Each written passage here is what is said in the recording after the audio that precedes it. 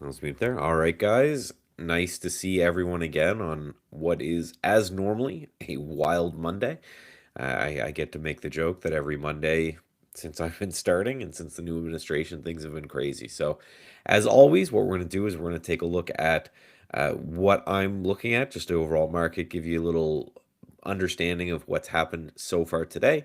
And then from there, we'll start to answer any questions you guys have of whatever tickers you want to look at or anything like that. So make sure you're pasting those in the chat. I've got the chat open here so I can see all of that. So make sure you're asking whatever you want to look at. Now, again, just to introduce myself for those who don't know, my name is Michael Nauss. I'm a chartered market technician. I'm a quantitative trader. So, I use algorithms, statistics to figure out what to look at. And from there, I just use technical analysis to time entries and exits on top of that. So, without further ado, let's just pop into it and let's just grab the screen and let's grab some charts here. Where are they? Here we go. So everyone was super bared up overnight. If we go to the ES too, we can use the futures class. Futures here. All right, this was the futures opening last night. We just kind of bled all last night, put in this nice little bottoming tail right off the open, and then started to bounce up through the significance, the importance behind that. Just had more to do with this zone right here. So this is the low from March, bounced off that. Everyone in the world was looking at this AVWAP from all-time high, sold back down under it, and now we're bouncing right back up through that. So pretty strong and pretty substantial bounce. We zipped under for the first 30 minutes, and then ever since then it's been up and up and up, where we have the SP 500 only down 0.3% when it was down, I think, almost 2% on the overnight hours. What's important to me anyway is the Dow. I know, boring old man talking about the Dow. Everyone wants to talk about the NASDAQ and all that, but the Dow is a very important index. It shows a lot about industrials, shows a lot about financials, which do a better job of the health of the overall economy than, something like Nvidia, which is more just speculation on GPUs and fun stuff like that. So we have the Dow green. So it means industrials, financials, uh, quote unquote, real companies that are making things as opposed to digital things are doing okay. And then we also have the RSP green. So the RSP takes the same stocks of the S&P 500 and then it just weights them a little bit different. So, uh, when you have the RSP, when you have the SPY, the Mag 7 make up 30 to 35% of the move of the S&P 500. So you could have the Mag 7 down and everything else just doing okay. And the SPY would show a really bad down day. The RSP, however, again, this is your average stock, your average large cap stock, up on the day and up pretty good from this low right here. So again, showing that there is some relative strength out there outside of, the big Mag 7, the giant mega cap tech names. There are some things under the hood that are actually doing okay.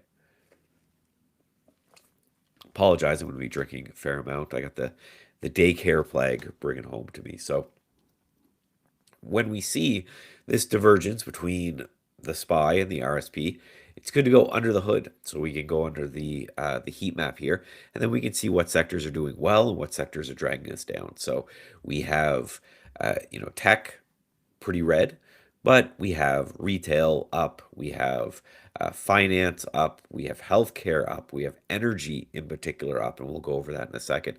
Energy is doing very well. Yeah, and health services all doing fine or all doing awesome. So again, if you're one of those people that you only trade large cap tech names, you're going to have a little bit of a hard time. If you're someone out there who trades a lot of different names, then I think you will actually end up doing okay. So let's go through some of these sectors. And then, as always, make sure you're asking questions of whatever you want me to take a look at. And I can go in and hunt those for you.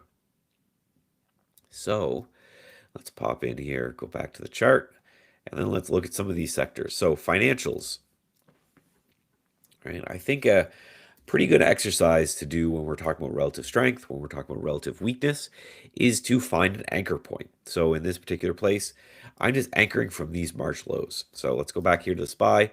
let's take a look here and say, okay, so the S&P 500 undercut those lows, and now we're back above these lows right here.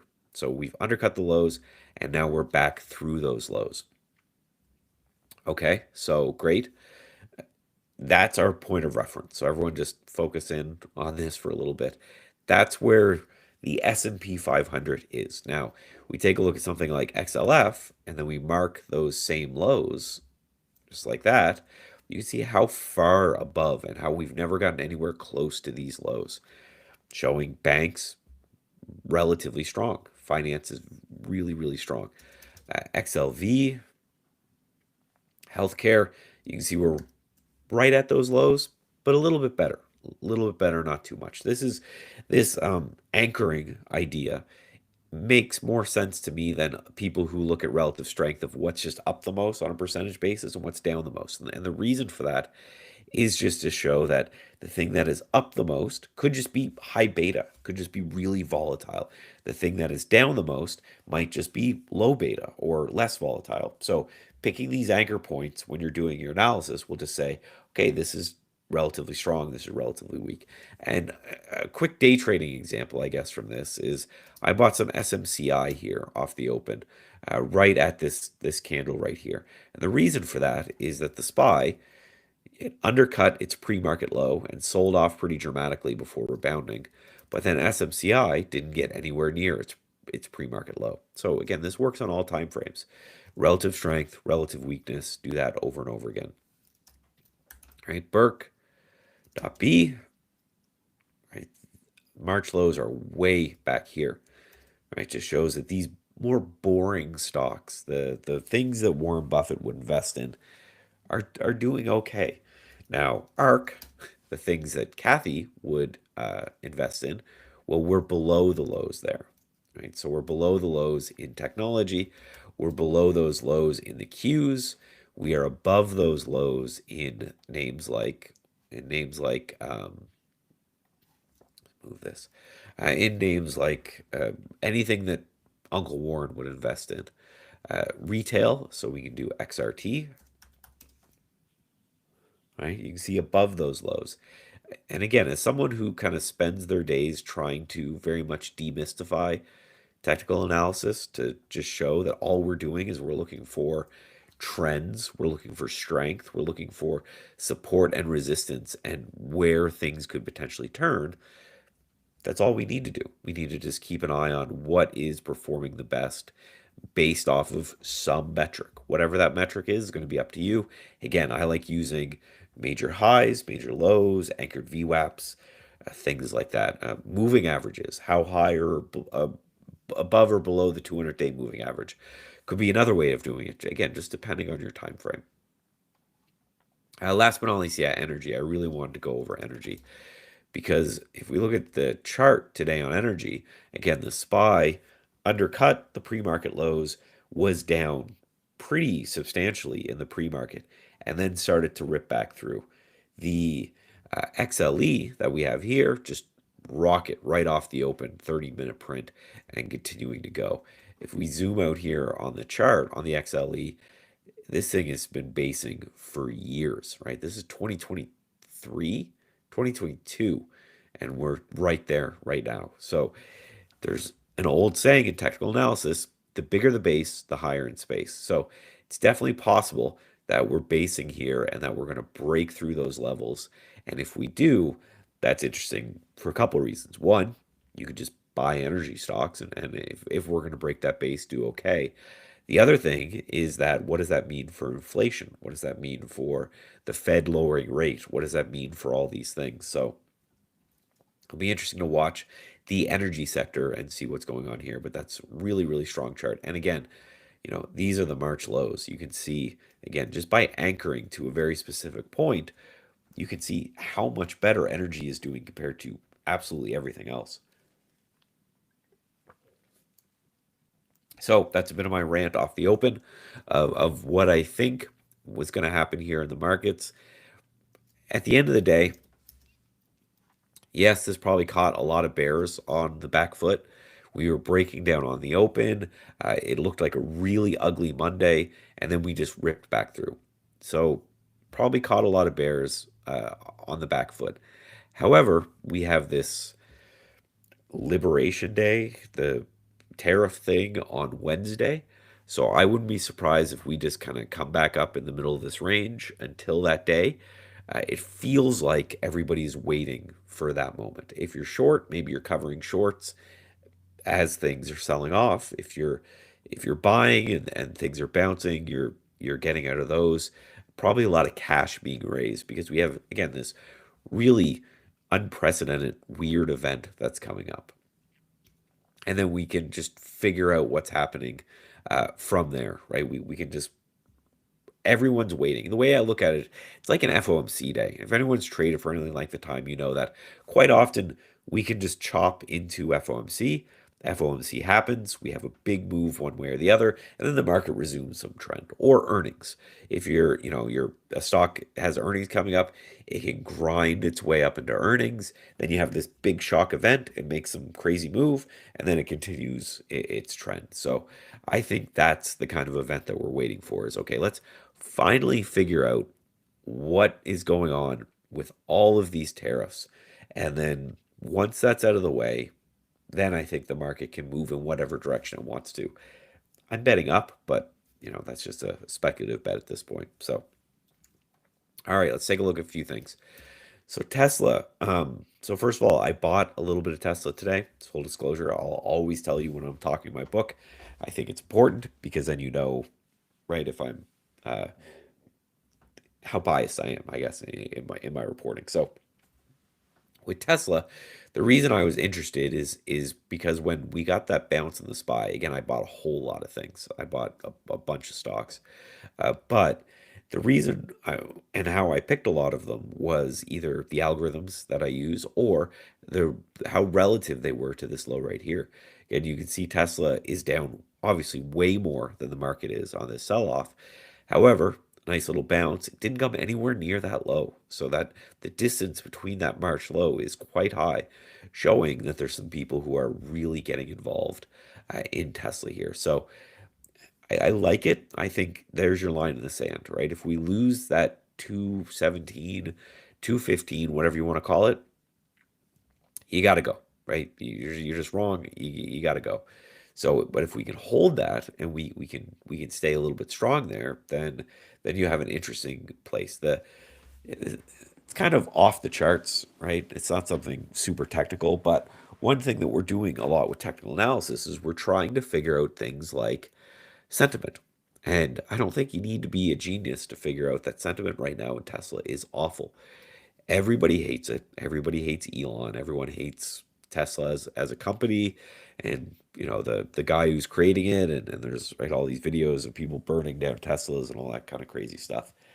When sentiment gets really, really bad, it can often be time to buy. And when sentiment gets insanely bullish, it can sometimes be times to sell. So again, it's one of those where the uh, it looks to me like the sentiment is as bad as it's going to be.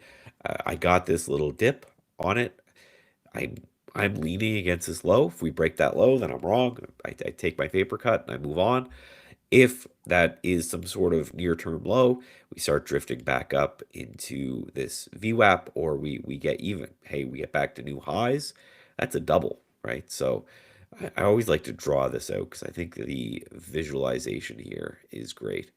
So say I'm long here and my stop goes right there, somewhere under that zone. And then say we get back to new highs. I'm not saying that's going to happen like tomorrow, but we grind over new highs over the next couple of months.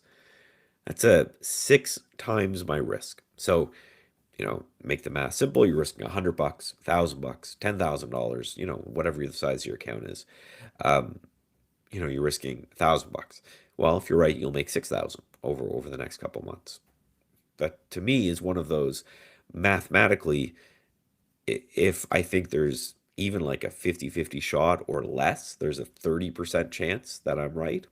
You got to take that shot because, again, if you're right, you're going to make this nice trade. If you're wrong, you take a small paper cut, right? You make sure whatever this risk is enough that if it gets hit, because there's probably a better than 50-50 chance it gets hit, then you take your hit. You say, okay, I took my shot, didn't work out, on to the next thing, right? So, XPEV. So we want to talk about relative strength. XPEV obviously relatively strong to Tesla. This is China, and I know you also asked about Chinese stocks, so we'll go through this in the same breath. This $20 area is obviously very important, right? Support right here, resistance back here, back to support right here as well. So a nice looking little pullback. If you're taking a short-term trade, you could really just lean against these lows, and that's 20 or 19 bucks. So it's 21. You're risking 19 bucks, and then you just kind of you move on. So that's that's an interesting kind of move, right? If you end up getting that level, uh, again, to draw it out, you go and you put that there, put this there, right? You risk the highs. So that's 4 times risk reward. If it gets back to highs before it rolls over and gets under 19, 4 times risk reward. Again, all we're trying to do is we're trying to play probabilities and risk and reward. Those are the two scales that we can kind of play with. We want to make sure that we are right somewhat frequently. It doesn't have to be that frequently. Most good traders aren't right 70, 80, 90% of the time. They're right 50, 60% of the time. But when they're right, they make more than when they're losing. So that's a good setup. And then I see you also in chat there, just Chinese stocks in total. FYI, I am long FXI, BABA, JD. I'm long a bunch of China. And for the reasons, the same reason that I mentioned in when I was talking about Tesla, is that way down here, everybody hated China. Then China completely threw the kitchen sink at their economy, like lowering rates and giving stimulus and doing mortgage stuff and whatever it is they wanted to do, they did it all. And you had this massive spike, and then everybody hated China again. So as we got back above that anchored view app right here, that's where I started to buy. So I have that FXI, I have BABA at the same price. So the anchor view up to there. It was this candle right here. So just FYI, I'm talking my book. I think it's still the same. It's everybody is waiting for what this tariff thing is going to be tomorrow. And when these tariffs are resolved one way or another, I don't think it matters what they end up being. If there is a coherent plan placed that says these are the tariffs, this is how long they're going to last, this is what the countries need to do to resolve themselves from whatever it is, it doesn't matter as long as it's a coherent written plan that people kind of move on with their lives from. Then I think we get a push in these names, and then like international stock and the SPY as well. So again, that's my bet. I'm in these trades. I certainly won't lose on them now, but that's what I'm watching here. So AAP is interesting. I would check how exposed this is to the whole tariff thing, but this is obviously a downtrend, right? So this is obviously a downtrend from 243 down to 30 bucks. That's not the thing I want to own, right? It happened all the way back right before the tariff news, before this or that and the other thing. This is just a company that started to struggle for a pretty long period of time here.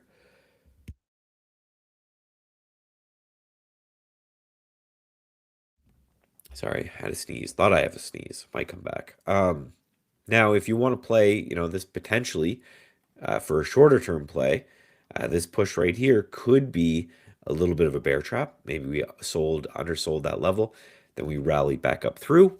If that's the case, that's great.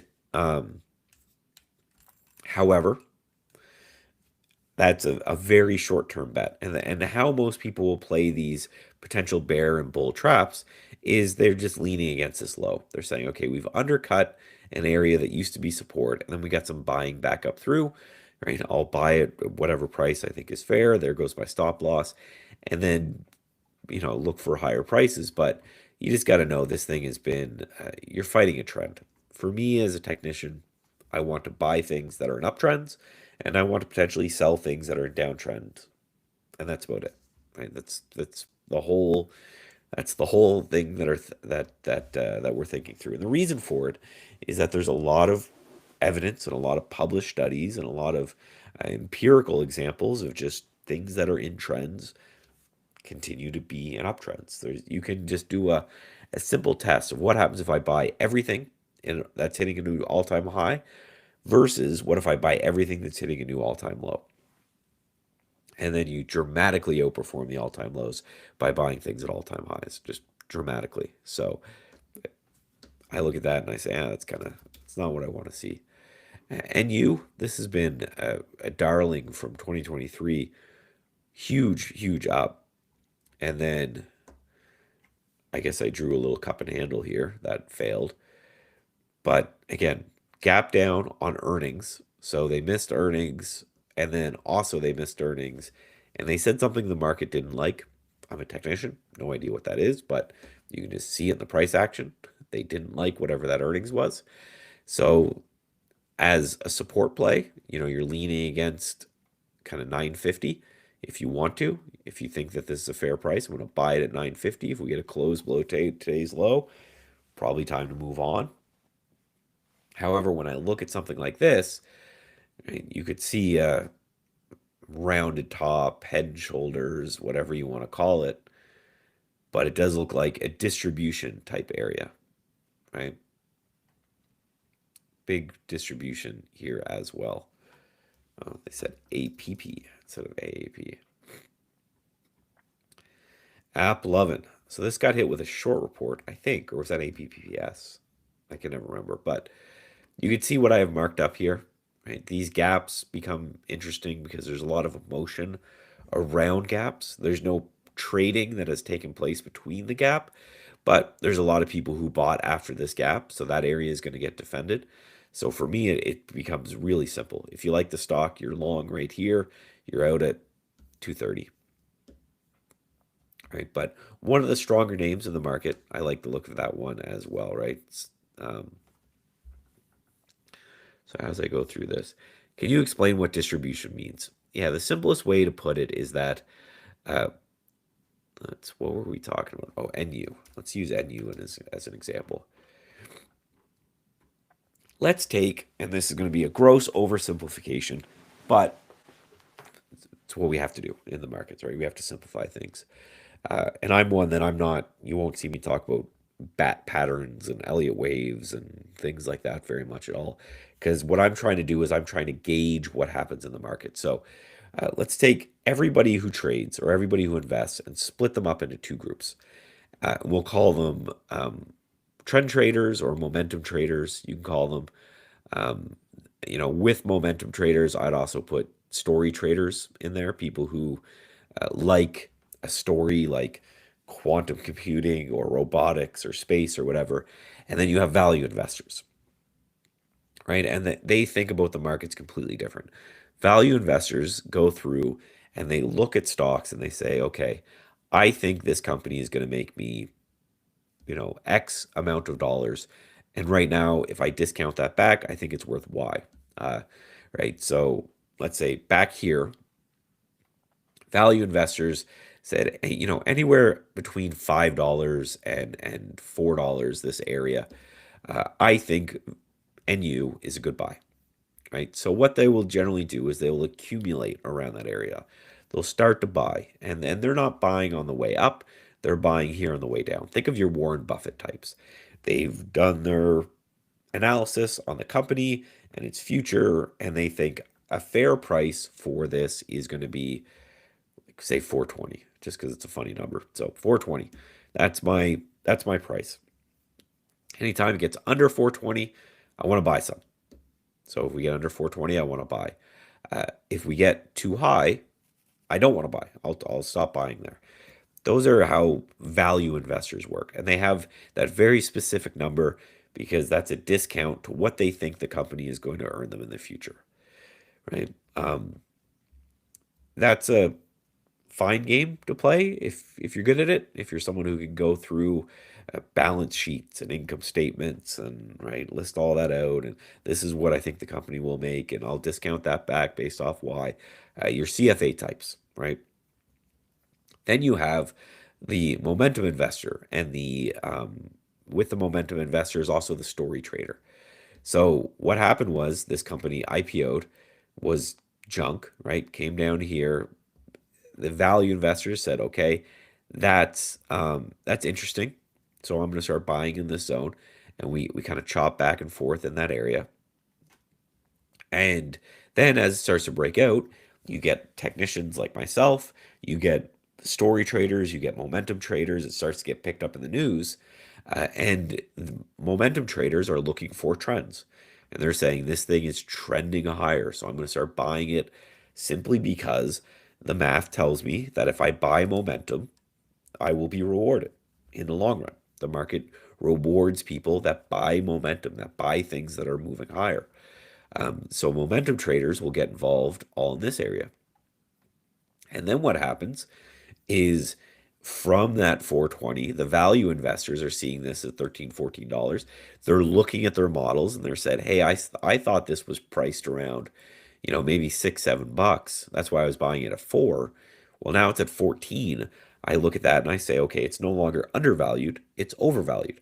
So every time it gets to a certain price, I'm going to start selling some of my position. And right, they sell in this area. And then sometimes what will happen is, so say $10 breaks down on NU, you have all the value investors that have been selling for a long time. Generally, up when you have a distribution area, you have the retail people buying in very late because it's already very extended. And as it starts to break down, you get the technicians and you get the momentum traders shorting it, right? So value investors are interested here, momentum traders are interested here, value investors are selling here, and then if it starts to break down, momentum traders will trade that short. And that's kind of the cycle of things that you can see from the longer term point of view. Again, very, very simplified, but it's just the way it works. And if you want to go deep onto accumulation, distribution, analysis, just Google Stan Weinstein's work on it. He's done a lot of work on the cycle of markets, the idea that, NVIDIA might be another one, right? So NVIDIA, you could pick a couple times throughout here, but there was probably people down in this area at 14, 15 that were buying NVIDIA just saying this is a discount to what I think the company would make. All of a sudden it starts pushing up. Momentum traders, you heard about it all in the news. It was absolutely everywhere. You couldn't walk anywhere without getting hit in the face with NVIDIA news. We push up and then we get this distribution look. And with that distribution look, that's people are saying this is now overvalued. I'm going to sell it. You have, the momentum traders selling it. You have the value investors selling it. And then if we break down, you'll get the momentum traders starting to sell it short. So that's kind of what we talk about when we talk about distribution and accumulation and all that kind of stuff. ON.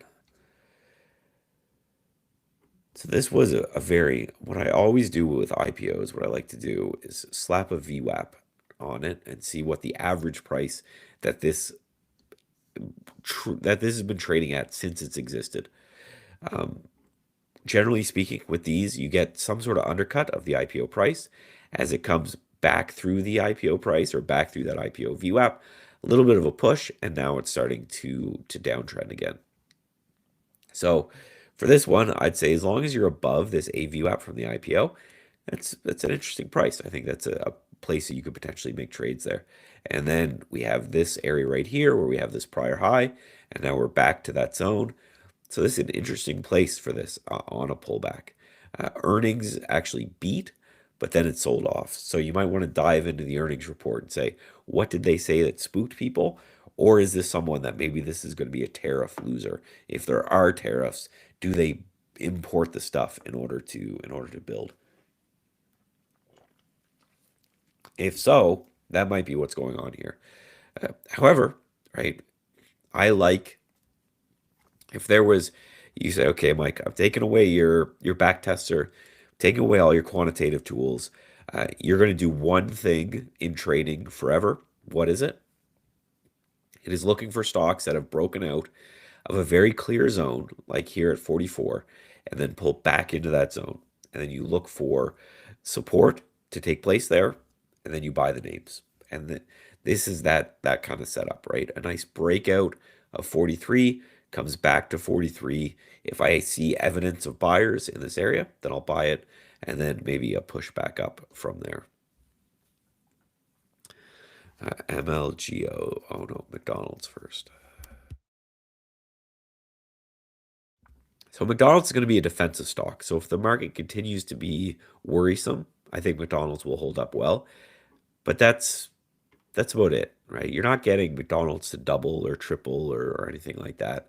However, pays a good dividend. It's a good place to be put in the defensive category.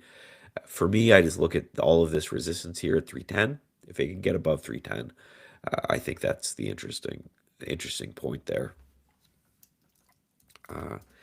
Asking about biotechs, obviously not looking good here on the biotech sector. This is one of those distribution type patterns. A big gap down, and again, we're comparing everything to the March lows. So let's mark the March lows. Let's go back to the SPY. You can see bounced off those March lows. XLF well above those March lows. XBI or biotechs well below those March lows. So just showing biotechs very much struggling here. You could also do IBB and the same thing, right?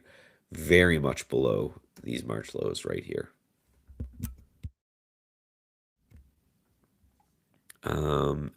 MCFNF. Ooh. OTC stock, first of all, never a good thing. It means they're not good enough to be listed on the NASDAQ. Yeah, this is a junky penny stock, so I have no opinion on these things. This isn't when you're on the OTC, which means nobody really cares about you anyway. A technical analysis can't do too much for you, right? Because technical analysis tracks the emotion of buyers and sellers. When you're in kind of penny stock land, I wouldn't look too much in technical analysis. You're looking more for what is the catalyst that's going to make this awful company not so awful, right? From IPO, this thing is down 90%. So what do you think is going to change that, right? And that's what you have to look at. It says an oil and gas company. You got to look for what are they going to do that's really going to turn the core of this company around. That's what you have to look at for these things.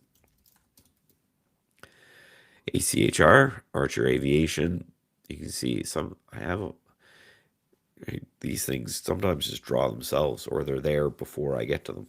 But it means that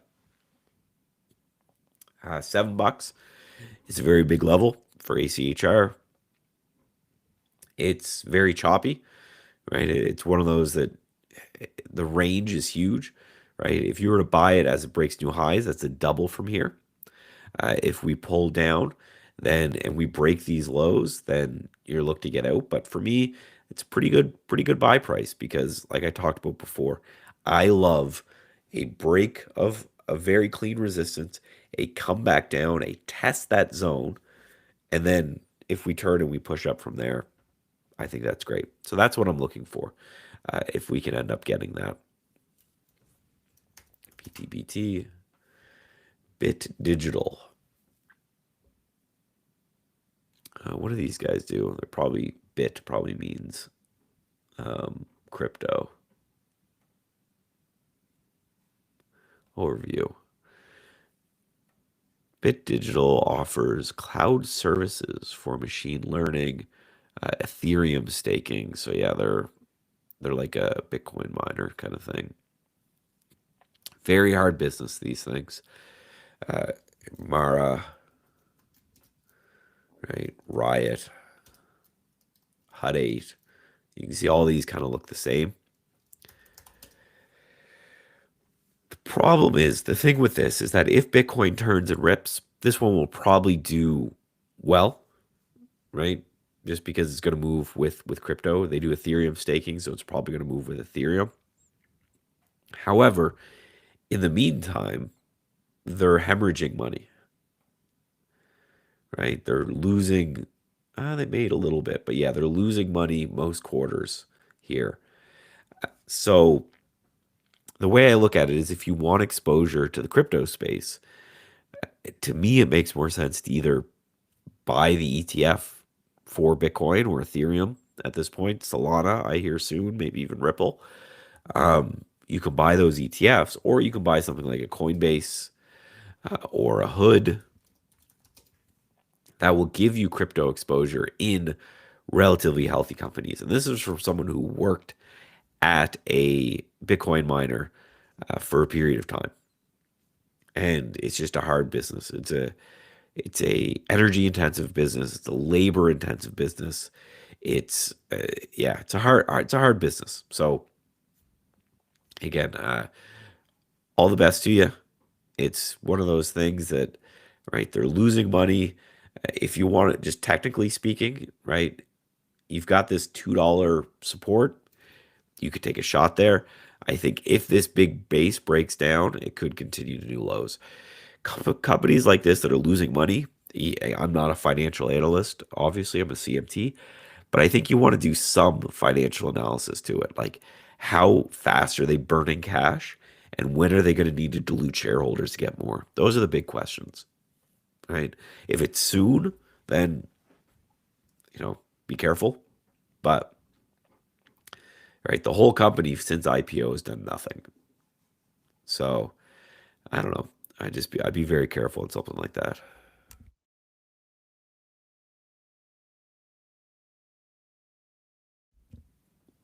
RX, another breakdown again. I really do think when you guys are doing your analysis, it's just anchor things to this March low.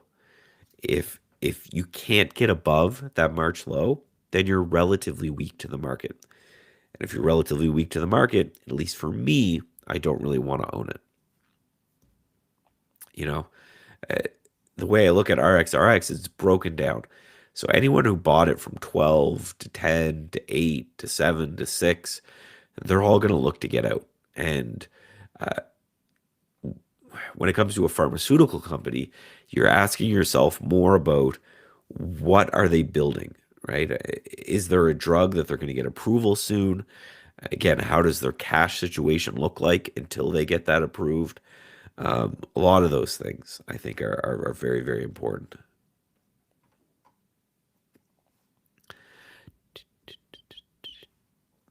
HD. Yeah, Home Depot, I was looking at today already. I'm thinking of buying this if we close like this. Uh, I think probably for the same reason you're looking at. Again, anchoring things from the March low. I want to buy things that are holding on to that March low, not things that are below that March low. I want to buy things that are above that March low.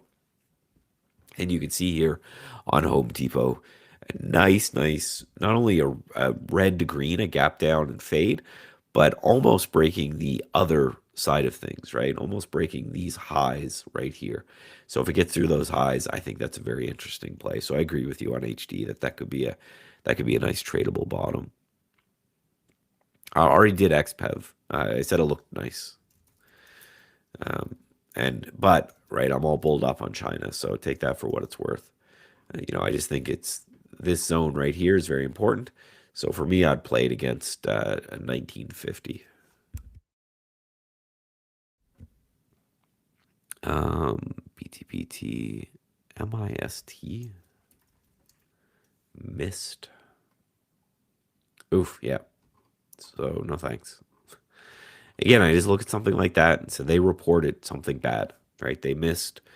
They're a pharmaceutical company. When a pharmaceutical company gaps like that, likely some bad results from a drug, and no technical analysis in the world can save you from something like that, right? I'm not one of those technicians that will tell you that, technical analysis cures everything and solves everything. Again, we are looking for, I think there's three tenets of technical analysis. that everyone should study whether you believe in technical analysis or not. Trend, because there's a lot of studies out there that shows that trends continue. If you're buying something that's trending higher, it's more likely to continue trending higher than just to reverse right at the moment you buy it and go to new lows. If it's trending lower, same thing, right? I was just looking at AMC, right? How low can AMC go? Well, to zero. It can go down 100% from any point that it's at. It can go down another 100%. So trend, relative strength and weakness, right? The people who've been looking to buy AMD or Intel the whole time that Nvidia was ripping got burnt because they were buying things that were relatively weak. So trend, relative strength, relative weakness, and then support and resistance. And that's basically where in the past did buyers come in to overwhelm sellers, and where in the past did sellers come in to overwhelm buyers. Those three tenets, I think, get you 90% of the way in technical analysis. And then everything else is like refinement and maybe a bit of fluff, right? So, oh, I see an option, Sean. How's it going, buddy? Um, Missed TMDX. So TMDX is another one, pretty bad downtrend, stuck in the middle of a range. Again, I don't think technical analysis does much for you here, other than the fact that this range is getting really tight. Right? So if you just draw the tightening, um, and we know that eventually these tightening patterns have to resolve one way or another. So we resolve higher, we resolve lower.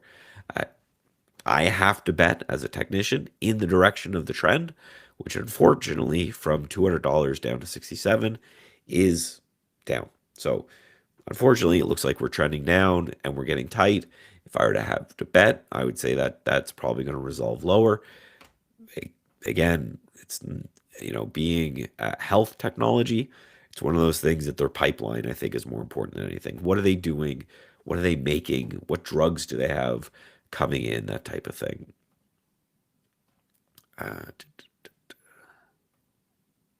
X.to, Canadian company, huh?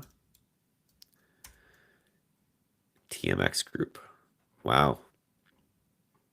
Yeah, it's a good looking trend from my home and native land, Canada. But yeah, this is the kind of thing that I'd be more interested in buying. Hitting new highs as opposed to something like the other things that are hitting to new lows.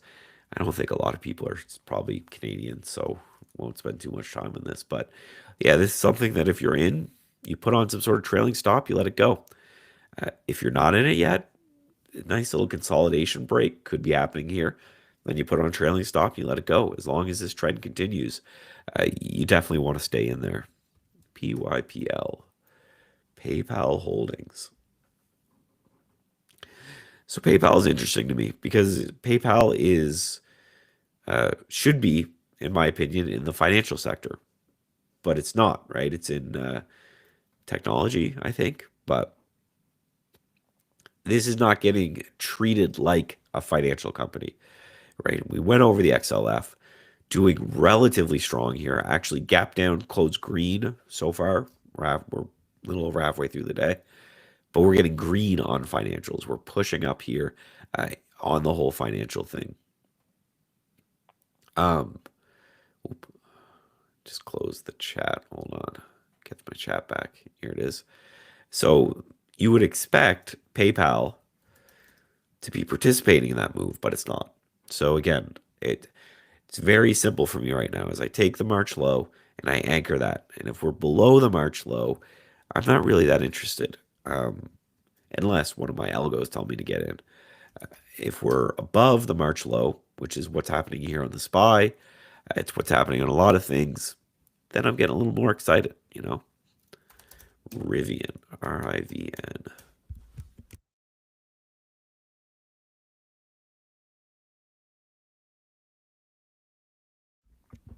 So here's a good example. So this one is Rivian hasn't moved in ages.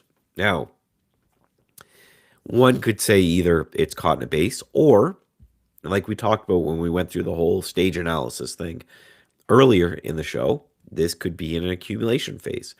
Value investors may have stepped in and said, hey, around $10, that's where I think Rivian's worth, right? Obviously not 200, but around this $10 area, Rivian might be interested, might be worth buying some there. That's where the value is. So often that's what creates these long low bases. Is you get these. No one's really excited to buy these things. Momentum traders, technicians like me, we always want to see momentum in the direction, and then we'll buy them if they start to move in that direction. However, I look at these and I say, well, value investors may start to think $10 is a pretty decent price for me. So okay, if that's true, then what we got to do is we got to zoom in, look a bit, and like we've been saying the whole time, you take that March low, you anchor a line there, and it's looking relatively good, right? We noticed that in Tesla when we looked at that. We noticed that in XPV when we looked at that. And we've noticed that in a bunch of different names. So Rivian actually is on a short term basis relatively strong to the overall market, anchoring from those March lows. Um, on a long term basis, stuck in a range. So, I think a trade here, a basic trade could be if you believe in the company and you think it's turnaround's coming and that they're going to break out of that range at some point, you get involved at this price. And then if you're right and it breaks out, then great, you've gotten a good price. Maybe you add on a breakout or something. If you're wrong, at the worst case scenario, you're probably out at 950 down here, but you could just put it at that March low. Say if that March low gives way, that's my protective stop. The beauty of that, right, and these are just going to be insane numbers, but I like to do this all the time, is here's the risk reward. So if you're buying here, oh, that was a short position. Let's do a long position. So if you're buying there,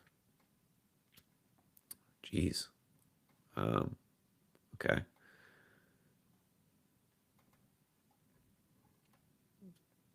So you're buying there with a stop under that low. If it ever got back to,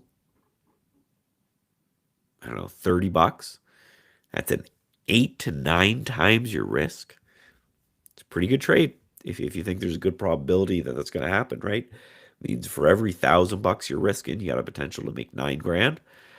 You got to think there's something on the horizon that's going to break it out of this base, though, because it's been in this base forever, right? We're talking 2022, this thing, 2022, 2023, this thing hasn't moved.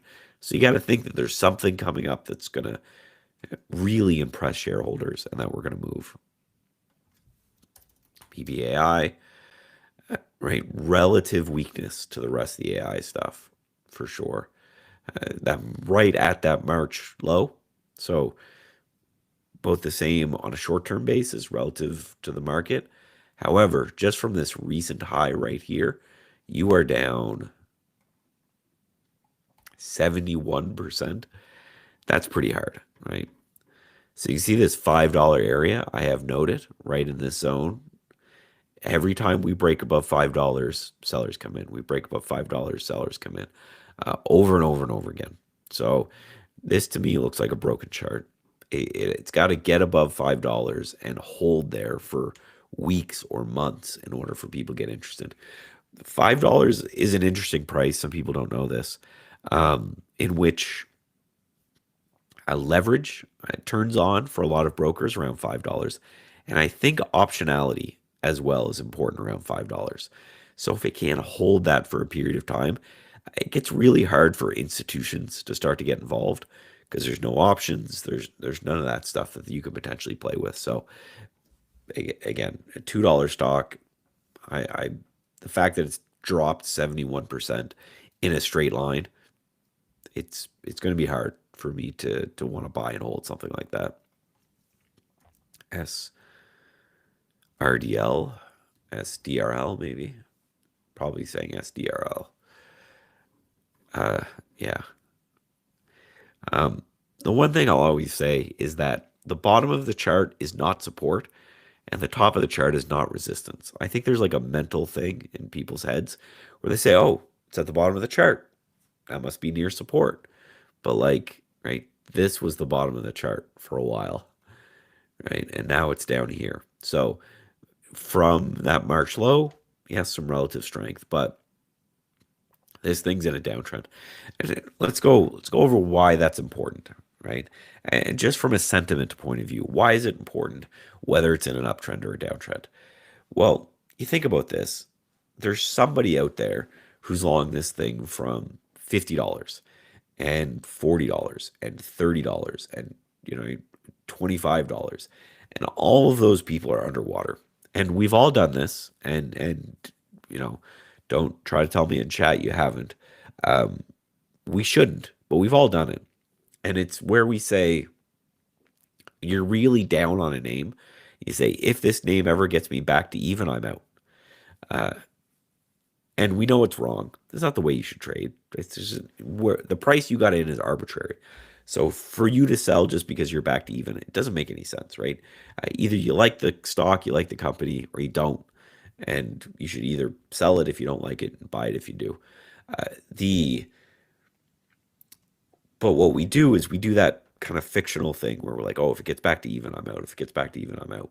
So the guy from 30 is thinking that. The guy from 35 is thinking that.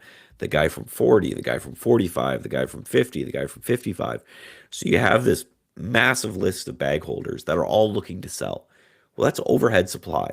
So every time it bounces, you get sellers. And again, not to pick on AMC, although I kind of like to because the people, every time I bring this up, someone gets like really heated. Every time this bounces, sellers come in at a lower price. The guy from 300 and 200 and 100 and 20, 10, 5, and even 3 now. There's just bag holders all the way down. So every bounce that happens, you have people just waiting to sell, and that pushes the price back down. Whereas if you have something in an uptrend that's grinding to new all-time highs, you don't have that. You don't have those bag holders. So again, we're talking about sentiment in this case, and there's nothing that curbs sentiment like price. So as things making new high after new high after new high, sentiment is great on stocks making new all-time highs. Everyone's loving the stock. So until there's some sort of news event that flips that, everybody is loving life. When you have to grind up from the depths like this, it gets really hard. So one thing that I think helps is just going through time. So Rivian, for example, eventually, if it just chops sideways, then all the people up here from 200 have either averaged down or they've moved on with their lives. And then they're no longer that overhead demand, that bag holder, right? They just moved on. That's the main thing that I think changes this is time. And SDRL, just no time is given by here, right? Just a couple days. You need years. So VSTS. So VSTS, same thing, right? Every time this thing tries to rally, sellers come in at a lower and lower price. Trends persist longer than we all think. If trends, and we should be happy they do, because if trends didn't persist, then there'd be no trades to have, right? There'd be no money to be made in the market. We can only make money in the market because trends persist, right? Jeez, scared me. Windows yelled at me for something. It scared the bejesus out of me. So yeah, so right, lower push.